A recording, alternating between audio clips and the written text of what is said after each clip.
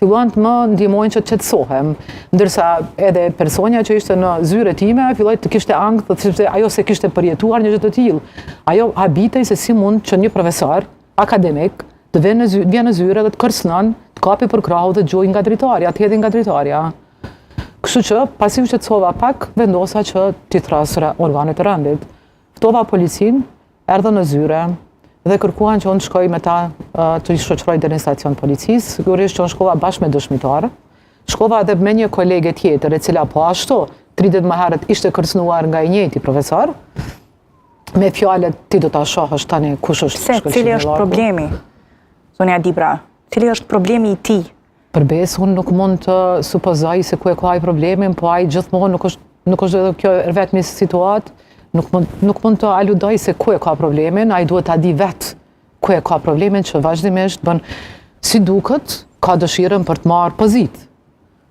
Po ajo është problemi i tij. Vetëm mundu me thonë që momenti që ai më hen zyre, më kërcënohet dhe më thotë që të gjuaj nga dritarja, është një farë shqetësimi për mua, sepse në situatën që ne jemi sot në shoqërinë tonë kosovare, duke parë që rastet e tilla të dhunës ndaj grave, fillimisht dhunë verbale, pastaj vijnë deri në vrasje apo dhe dhunë fizike, kisha dashur që rasti jam të mos kaloj në heshtje, sepse ka disa ditë që kam lajmëruar në organet e rendit dhe kam dhënë deklaratën. Dhe keni gjetur mbështetje nga institucionet në këtë drejtim?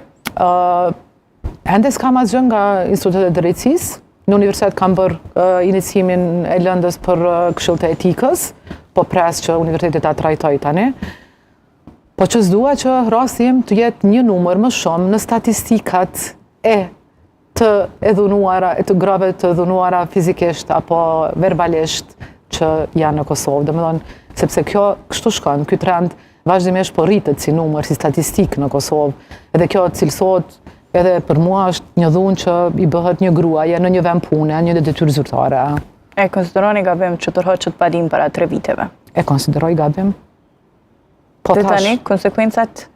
Po megjithatë tani kam filluar kam filluar rastin e rimet, kam marrë avokat, besoj që tani përmes avokatit dhe përmes dëshmitarëve të cilët i kanë pas në zyre, të cilët kanë dëshmuar për rastin e fjalë, besoj që po besoj dhe prandaj kam ardhur sot që publikisht kërkoj që edhe organet e rendit dhe gjithë që janë institucione që mirën me këtë gjë që të mos heshtin, po rastin ta marrin dhe ta trajtojnë seriozisht, sepse një rast i tillë dhe një kanosje verbale nuk është mund të relativizohet në këtë mënyrë, sepse plot raste të tilla, nga kanosjet e tilla verbale kanë kaluar pastaj në dhunë fizike edhe në vrasje.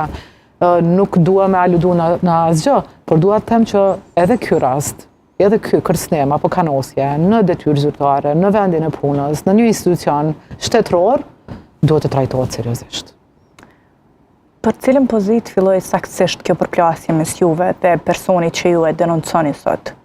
Ai fillimisht ishte kandidat jo i nominuar zyrtarisht, po me deklaratat e tij që donte të kandidonte edhe ai për detyrë të dekanit.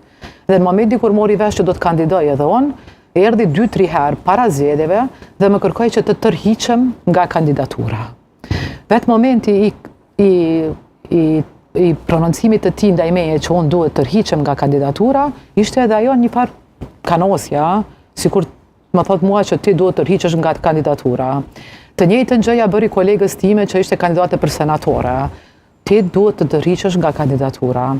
Megjithatë, ne nuk u tërhoqëm, edhe pse ai tentoi verbalisht disa herë në mënyrë kërcënuesit na thonte që ne duhet të tërhiqemi nga kandidatura, ai pastaj u tërhoq zyrtarisht nga kandidatura për dekan dhe hyri në kandidaturë për senator. Fatkeqësisht humbi në garën për senator dhe kolegës në fjalë ju kërcënua se tani tutje do ta shohësh kush është Shkëlqimi Llaku.